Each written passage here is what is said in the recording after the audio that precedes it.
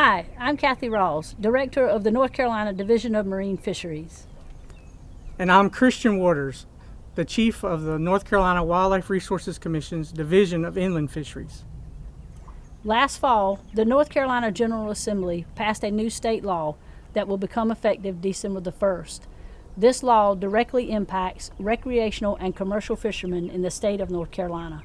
It will require recreational fishermen who harvest any red drum, flounder, spotted sea trout, weak fish, or striped bass to report their harvest to the Division of Marine Fisheries. And the law will require commercial fishermen to report all fish species harvested, even those not being sold. This law applies to those fishing in coastal and joint waters and those inland waters adjacent to joint and coastal waters. Our agencies are currently working together to develop reporting methods, and we've created a website to keep the public updated and informed. We will update this web page in the coming months, especially as we get closer to December. That will explain how to comply with this new law.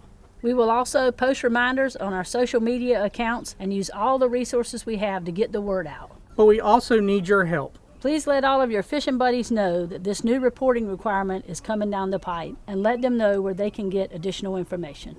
We are hopeful that this additional information, in conjunction with existing data collected from stakeholders, will be useful for future fisheries management.